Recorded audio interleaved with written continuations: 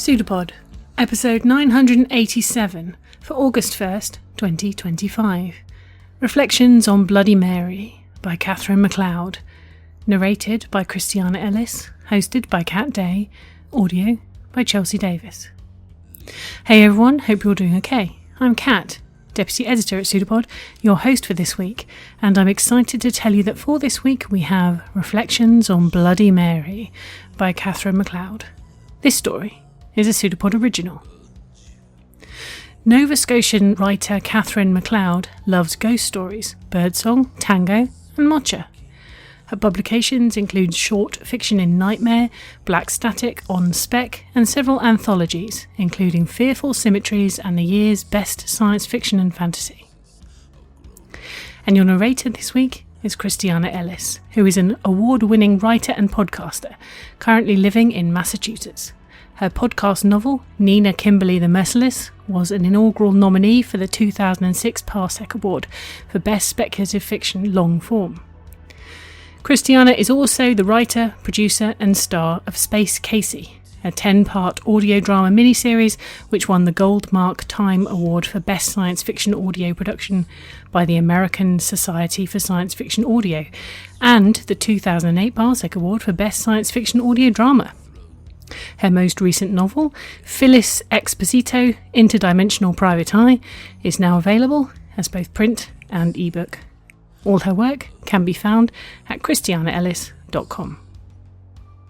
Before we go any further, this story contains references to coercive control, spousal abuse, and alcoholism. And now, we have a story for you, and we promise you, it's true. Reflections on Bloody Mary by Catherine MacLeod. Narrated by Christiana Ellis. Mary, my husband taunts. Oh, Mary. Come on out now, dear. We need to talk. Wrong, I think, but don't say. My mother used to say, a real lady knows when to keep her mouth shut. It was her favorite piece of advice. When I didn't follow it, she whispered, "Shh, shh. Mary, you don't understand." Also wrong. I understand that my husband is a liar, a thief, and a joke, and his snug little world just imploded. My mother would surely have advice for that, too. I never wanted to follow in her footsteps, but tonight I did.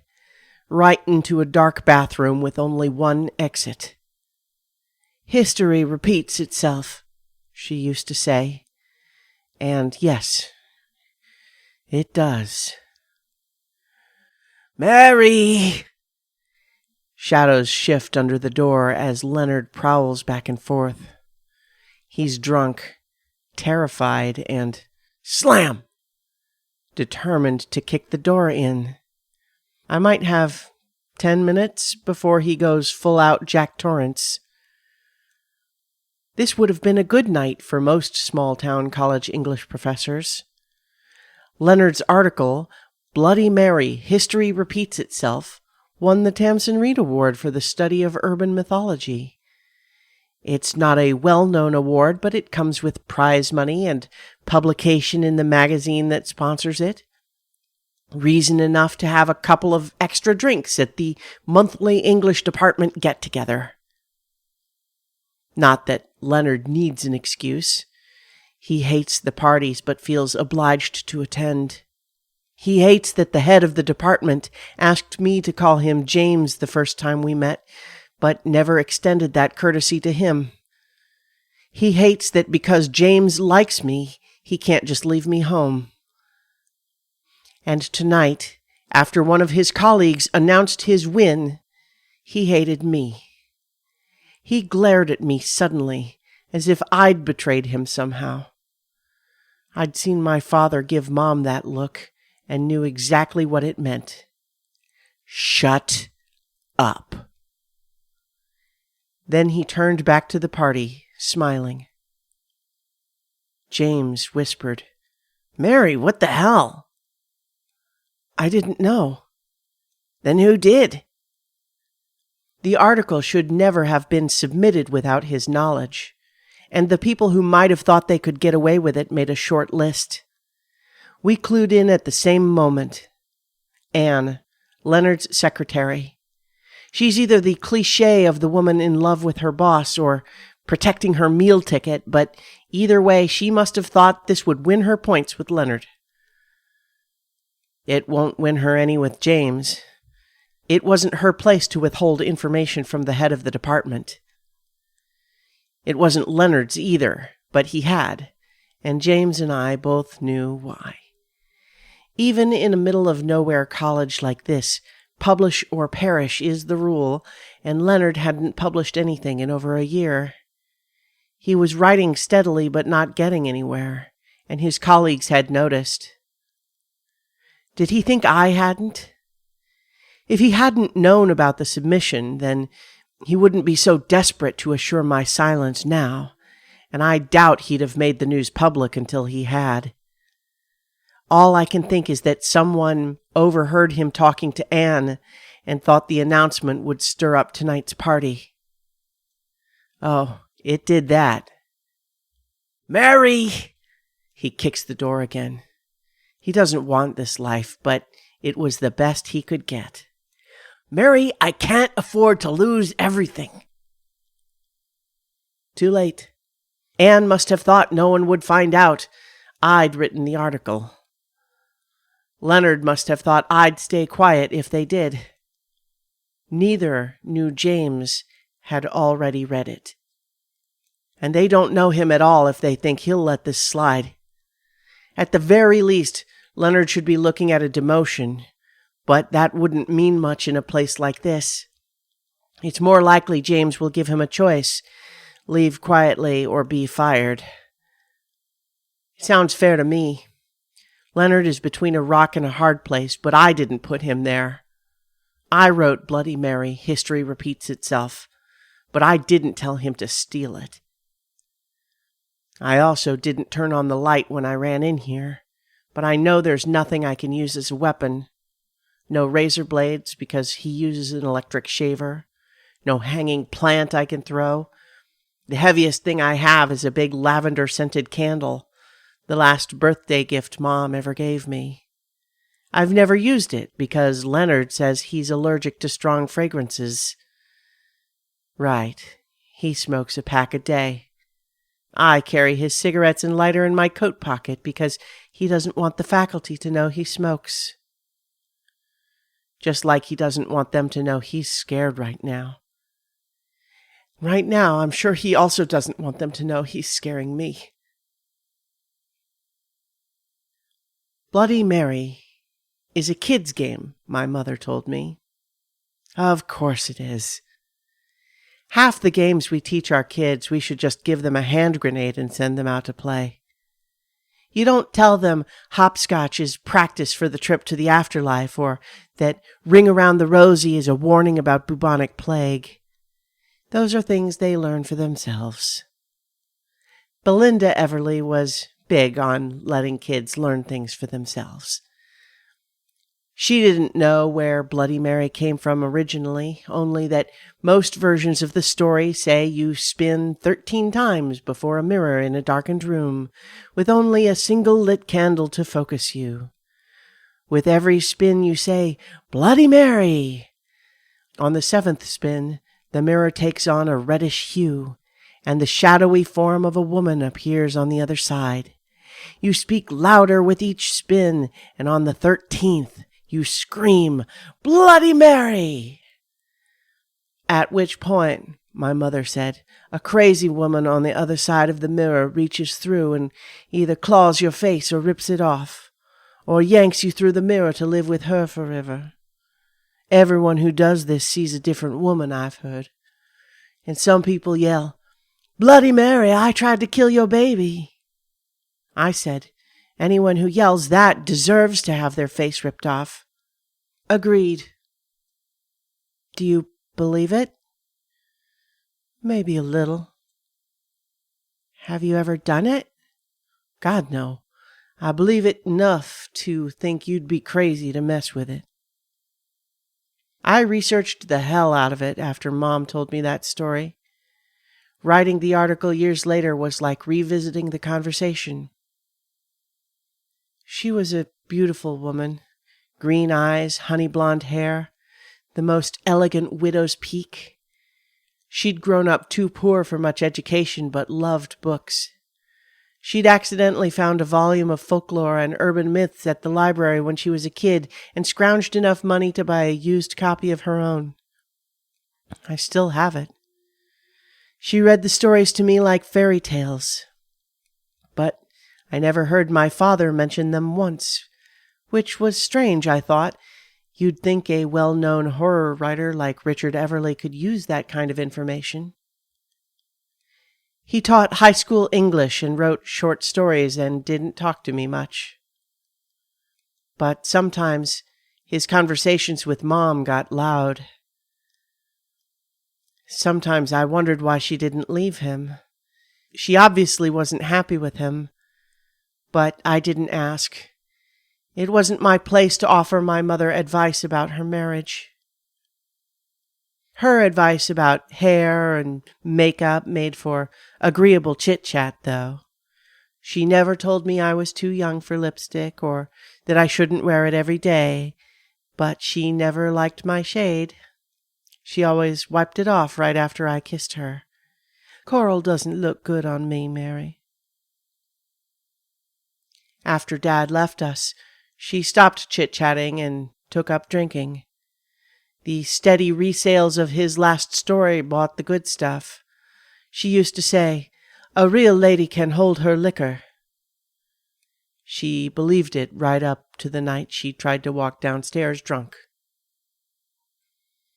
I understand her better now, more than I ever wanted to. I'd always hoped to avoid becoming a real lady, but some curses stay with you. This one has me crouched against a tile wall, hands pressed over my mouth to keep the words in. Mary, Mary. Mirror, mirror. Shh, shh. On the Monday before last Christmas, I lugged my laptop over to the library. Leonard was grading papers for his American Supernatural Fiction course, and I didn't want to listen to him mumbling to himself. It was a quiet night, all the students hung over, burning out, or losing interest in their majors. I knew most of them by then. I'd volunteered as assistant to the librarian when we moved here, shown enough interest to actually learn the job, and got slotted into her position when she retired suddenly. It's that kind of college. They make do with the workers they've got. If you do your job well enough, no one asks too many questions. I'd just typed the final page of Bloody Mary, History Repeats Itself, when James came in with a list for me. "I need these books, Mary." I took his arm and sat him in my chair. "Take a break. Forgive me, but you look as if you could use one. I won't be long." I came back to find him reading my paper.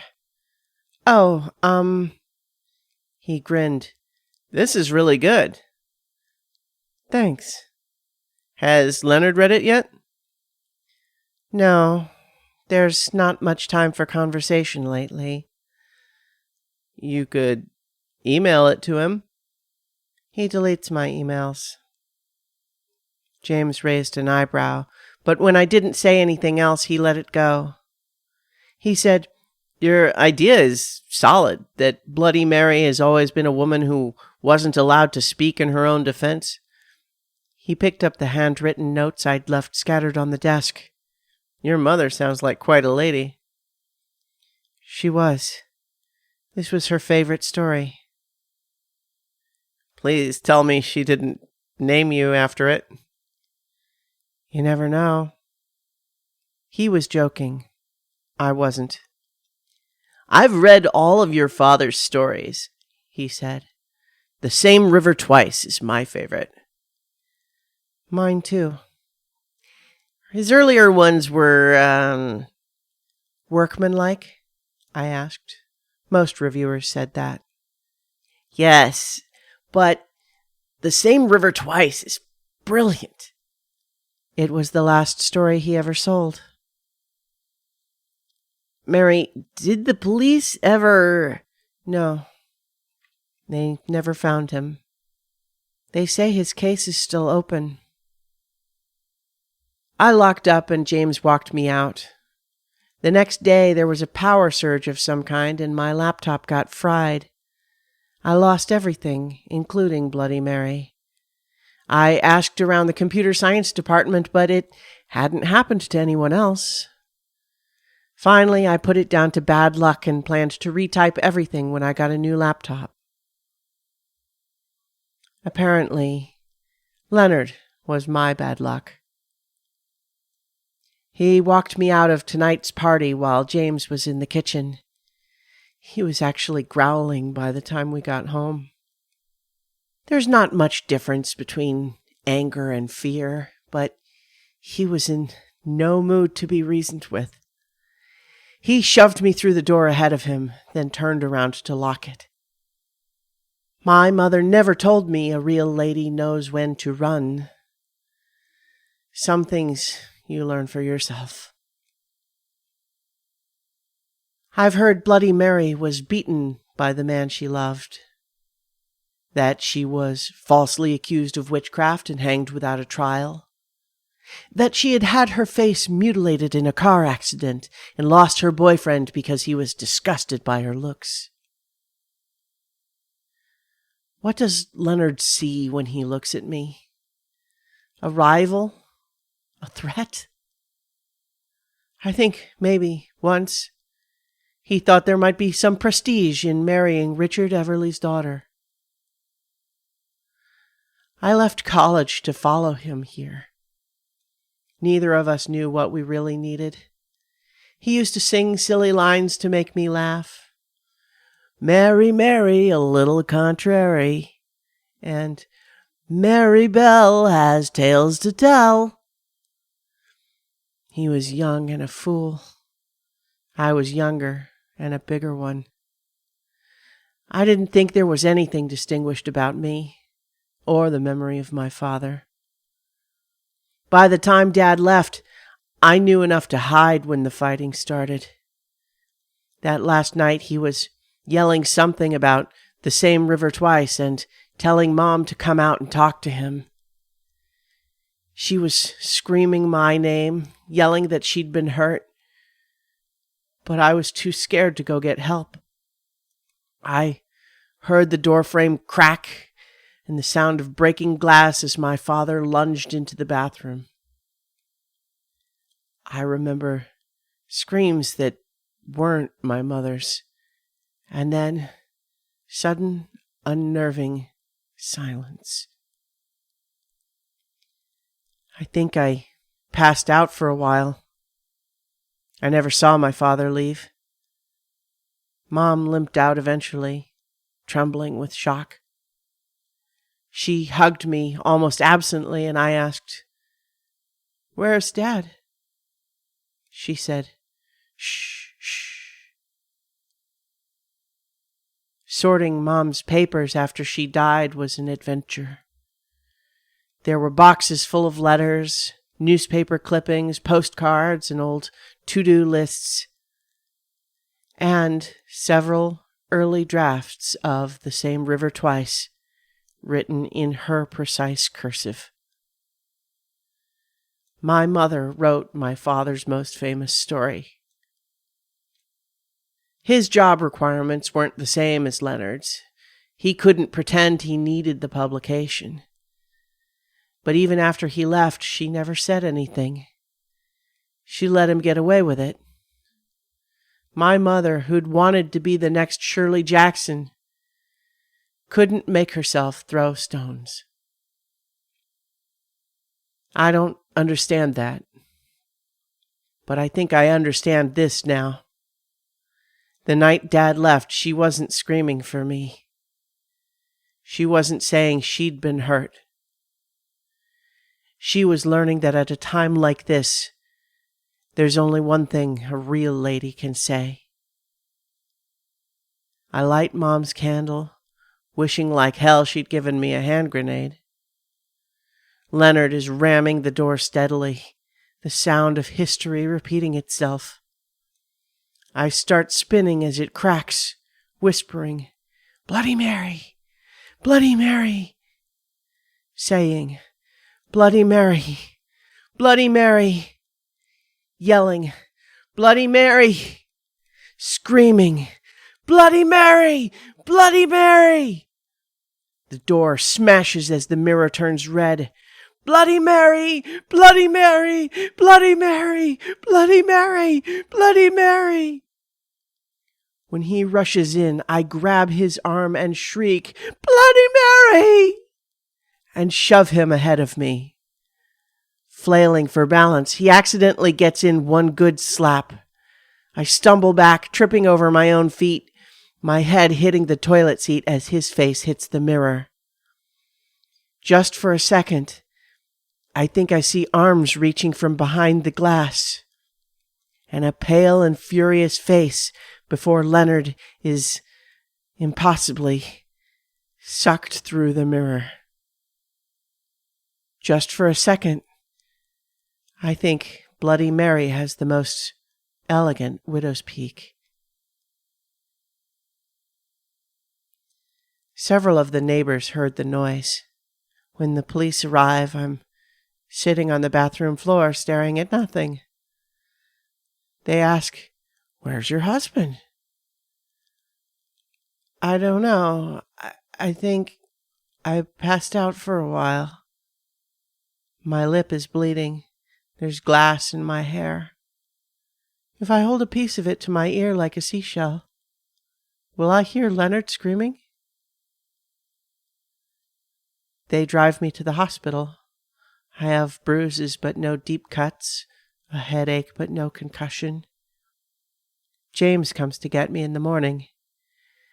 The police are already back in my apartment, and I wait in the hall until they're ready for me, singing under my breath, "Mary, Mary, a little contrary," and "Mary Bell has tales to tell.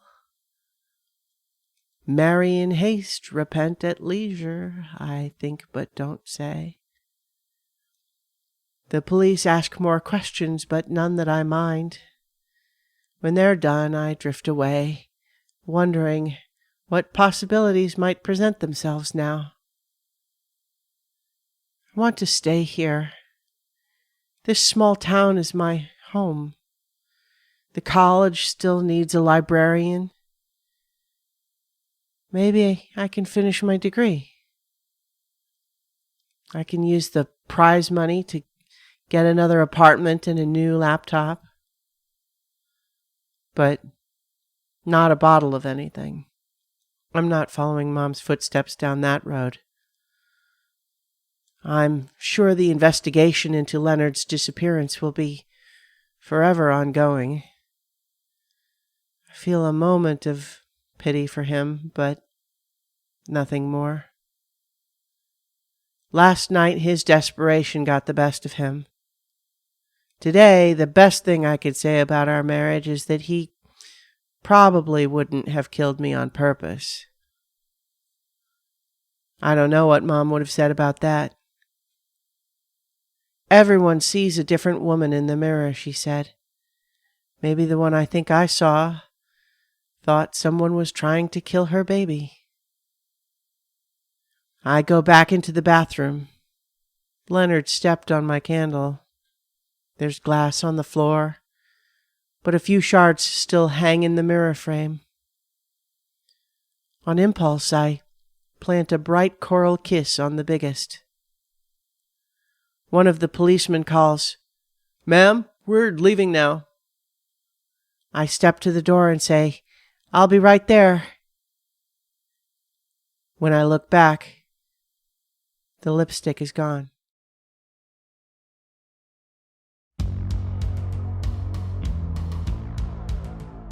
Well done. You've survived another story. What did you think of Reflections on Bloody Mary by Catherine MacLeod? If you're a Patreon subscriber, we encourage you to head over to our Discord channel and tell us. Is there anything worse than realising that someone you thought you knew, thought you could trust, is a liar, has been lying to you, has been lying to other people, and worst of all, apparently sees nothing wrong in that? That's what Mary is dealing with here, the horror of realising the floor you thought was pretty solid under your feet isn't, and you need to get out as soon as possible. Bloody Mary, history repeats itself. I love the title of the article embedded in this story, because it does so much. Just in case you don't know the details of the Bloody Mary myth, let me go over it. It was originally a divination ritual. A young woman is meant to walk up some stairs backwards, holding a candle in a hand mirror. As they gaze into the mirror, they're meant to be able to catch a glimpse of their future husband's face. But if they saw a skull instead, it meant they would die before having a chance to marry. That version is less well known than the more modern version described here, in which someone or a group of someones speak the name Bloody Mary some number of times into a mirror in a dimly lit room, at which point an apparition appears, possibly covered in blood, which may be friendly or might not be. Participants are supposed to endure the figure, whatever happens. And then, of course, there was the 16th century monarch, Mary I of England, also known as Mary Tudor, the only surviving child of Henry VIII by his first wife, Catherine of Aragon. To quote comedian and writer David Mitchell, Queen Mary was known as Bloody Mary because of the large number of people she killed, and also because of misogyny. She was the first properly crowned woman to rule as Queen Regnant, not just as Queen Consort. You weren't supposed to be able to do this job if you were a woman, so a lot of people didn't like it. So, there are lots of things tangled up here in this story. Mary's mother, with her elegant widow's peak, died trying to walk downstairs, drunk one night, having been trapped in an abusive relationship with Mary's father. Mary has found herself in a similar situation with Leonard. At the same time, there's the repeat of the name, not just in the ritual, but Leonard is also screaming, "Mary!" at his wife as she hides in the bathroom. History repeats itself. But this time, Mary, or perhaps her mother, or perhaps another scorned woman from history, arrives, and another lying, violent man disappears without a trace. Such a loss. This doesn't always work in real life, unfortunately. The baddie gets his comeuppance endings are in somewhat short supply outside of fiction. If you need support, we'll put some links in the show notes. Wonderful work by Catherine MacLeod. PseudoPod is currently open for general submissions. We only open once a year and then only for a relatively short time. So, if you have an original or previously published story you think we might like that's less than 6,000 words, including Flash, we love Flash, please head over to our website and click on the Submissions tab. Now, onto the subject of subscribing and support. PseudoPod is funded by you, our listeners, and we are formally a non-profit. It's an expensive business, keeping all the portals and wards maintained. You should see our salt bill. So one-time donations are gratefully received and very much appreciated. But what really helps us out is subscribing. A $5 monthly Patreon donation gives us stability and allows us to keep coming back without the monsters, except in the stories. If you can, please go to pseudopod.org and sign up by clicking on Feed the Pod. If you have any questions about how to support EA and ways to give, please reach out to us at donations@escapeartists.net. Those of you that already support us, thank you. We literally couldn't do it without you. And if you can't afford to support us financially, then please consider leaving reviews for episodes or talking about them on whichever form of social media you find yourself squirming through this week. We have a Blue Sky account. Please find us at pseudopod.org. If you like merch, you can also support us by buying goodies from the Escape Artist Void merch store. The link is in various places, including our latest social media posts. PseudoPod is part of the Escape Artists Foundation, a 501c3 non-profit, and this episode is distributed under Creative Commons Attribution Non-Commercial No Derivatives 4.0 International License. Download and listen to the episode on any device you like, but don't change it or sell it. Theme music is by permission of Anders Manga. Next week, we have Anthropology 201, written and narrated by the amazing Kitty Sarkozy. And finally, PseudoPod and Barbara Deming. No. Vengeance is not the point. Change is. See you soon, folks. Take care. And don't steal other people's work.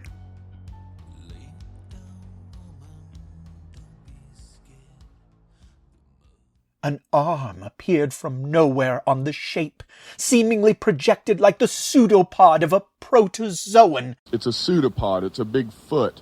It's all about podcasts these days.